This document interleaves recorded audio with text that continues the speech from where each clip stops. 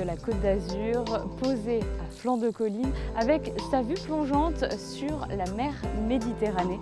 Bienvenue au Palais Bulle. Cette villa extraordinaire est la propriété du créateur Pierre Cardin. Allons y faire un tour.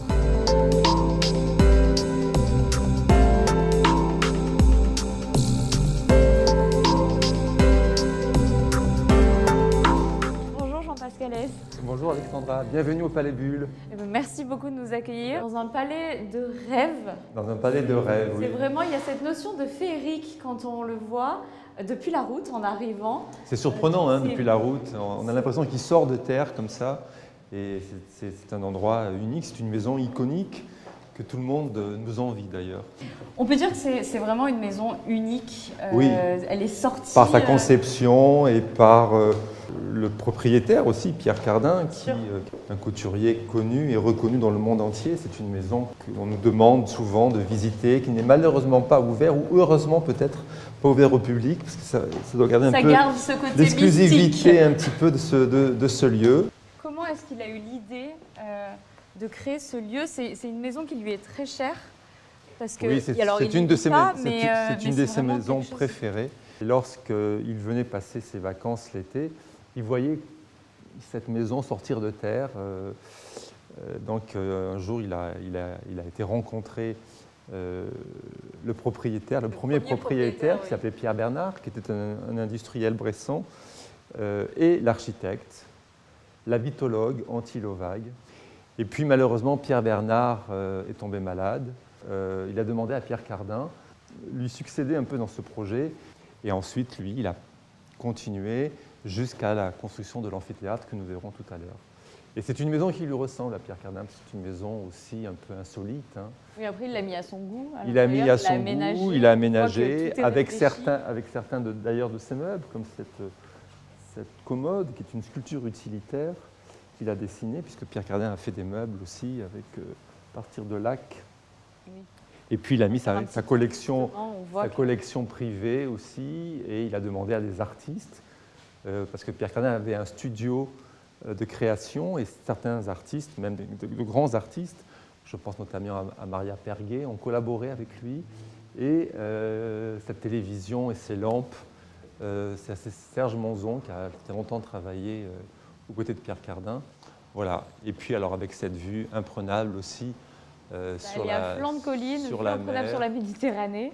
Et ça, c'est assez unique, avec ces ouvertures aussi, qui est le principe un peu de l'habitat bulle. Justement, comment est-ce que fonctionnent ces impressionnantes fenêtres? Parce que dans une maison bulle, nous n'avons pas de baie vitrée classique. Il n'y a pas de baie vitrée classique, et puis il n'y a pas de fenêtre, enfin il n'y a pas de porte souvent, parce que tout doit... En fait, Antti Lovag ne voulait pas...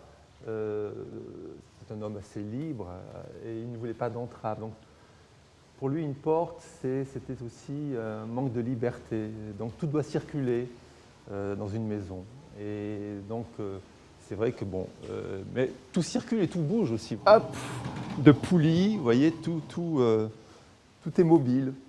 Alors ici, donc ça c'est le salon, le plus grand salon du Palais Bulle, avec ses formes aussi très féminines, je trouve, qui sont assez jolies. Puisqu'il y a toujours de la lumière dans ces pièces. On peut dire qu'il fait un peu plus de 1200 mètres carrés habitables. Un peu plus, je crois, oui. Il y a plusieurs suites et c'est construit sur plusieurs niveaux. Nous allons visiter une des suites de Pierre Cardin, une des suites du Palais Bulle. Et Pierre Cardin a demandé à certains artistes donc, de s'exprimer. Il leur a laissé le libre choix. Enfin, voilà, chacun pouvait faire ce qu'il voulait. Là, nous allons voir la suite de Patrice Breteau, qui est un artiste assez proche de Pierre Cardin, qui a travaillé pour la NASA. Et il a intitulé cette suite « L'origine du monde ». Voilà. Nous allons voir ça alors. Nous allons voir.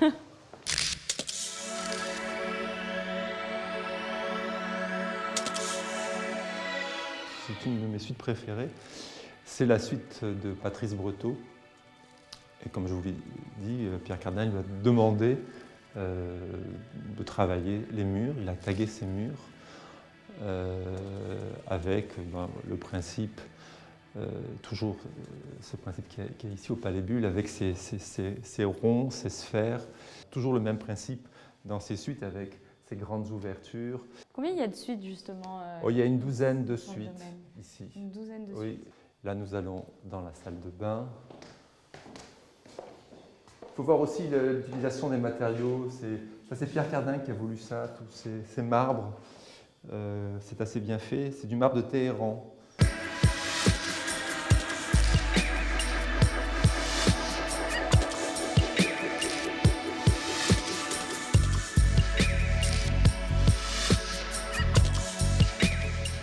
Alors là, on est un petit peu privilégié, c'est voilà, ça, vous on êtes accède. privilégiés, une fois de plus, parce que là, nous accédons dans les appartements privés de Pierre Cardin.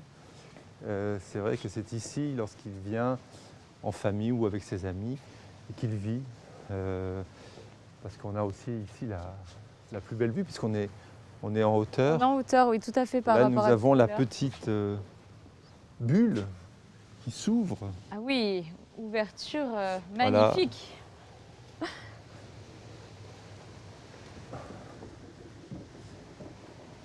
Par Avec ces ouvertures qu'on voit vraiment le côté extraordinaire de cette maison. de cette quand maison, même. oui. Et ça, c'est Pierre Cardin qui a voulu, ces ouvertures un peu mobiles, avec ces tables, parce que pendant ses voyages, notamment au Japon, Ah oui. vous verrez la table de la salle à manger où les plats circulent à la guise des convives. Et voilà, donc ici, c'est là où nous déjeunons souvent quand il est là, avec la vue sur les îles de Lérins et sur la baie de Cannes. Et là, nous allons rentrer donc dans la salle à manger et les salons privés, où là aussi, il a donné la possibilité à certains de ces artistes de s'exprimer, notamment à Daniel Liu, voilà, qui a tagué ce mur, avec des objets aussi, qui sont parfois des objets assez précieux, comme ces obus en bronze de Fontana qui sont assez beaux, et ces lampes aussi de Serge Manzon, ce siège de Claude Prévost. La cheminée également La cheminée, est un objet d'art. La cheminée est Part un entière. objet d'art à elle seule.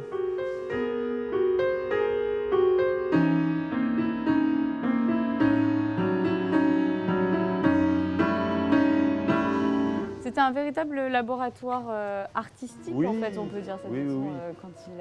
quand elle a été rachetée par Pierre Oui, Cardin. oui, et il a voulu à la fois faire plaisir à ses amis, se faire plaisir lui aussi. Oui. Voilà.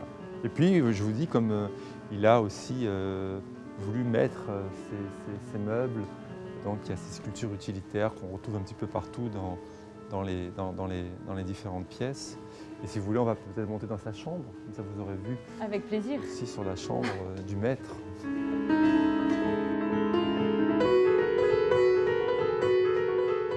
Alors là, nous sommes vraiment dans le sein des saints. On est dans l'appartement privé, la chambre privée de Pierre Cardin.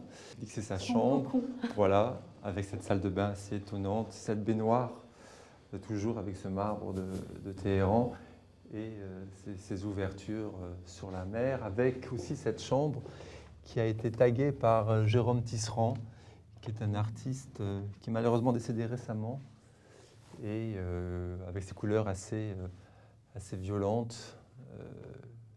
Oui, le contraste avec les autres pièces de la maison, oui, celle-ci. c'est plus fort au niveau des couleurs. Et voilà. Et puis cette vue, évidemment, c'est Pierre Cardin, donc il a de la plus belle vue sur la piscine et sur la baie de Cannes. Voilà, c'est une belle suite, celle-ci aussi. Je vous propose qu'on aille voir un petit peu du côté des extérieurs, Oui. tous ces beaux extérieurs qui entourent. Alors notamment la Palmeraie, et puis surtout il faut aller voir l'amphithéâtre, parce que c'est dans cet amphithéâtre où nous avons donné beaucoup de concerts, où nous avons reçu beaucoup de personnalités. Allons-y.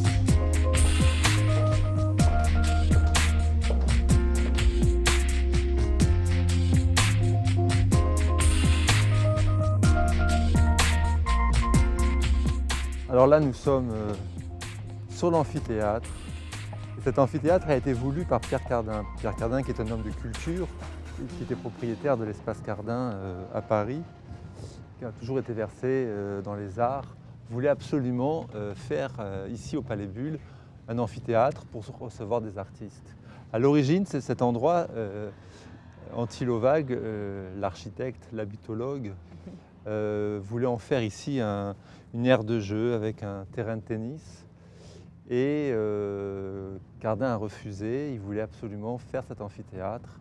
Ça a été un moment un peu difficile entre eux puisque... De fortes discussions. Voilà, et ils se sont disputés, ils se sont embrouillés à cause de cet endroit. Et Cardin donc a donné le projet à un architecte italien qui a dessiné ce théâtre. 500 personnes quand même peuvent... Oui, 500 personnes, on ne dirait pas, mais il y a 500 personnes qui peuvent tenir. Et la dernière grosse manifestation que nous avons fait ici, c'est un défilé de Pierre Cardin, c'était au mois de mai.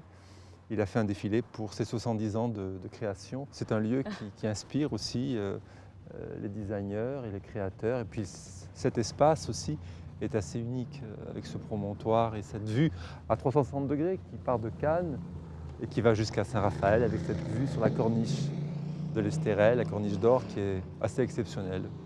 Et avec ce soleil, voilà, c'est magique. Tout était réuni aujourd'hui. Non mais c'est vrai. Merci beaucoup. Je vous en prie, c'était un plaisir de nous avoir accueillis dans ce magnifique endroit. Je vous propose que nous, on profite encore un petit peu de la vue. À très bientôt.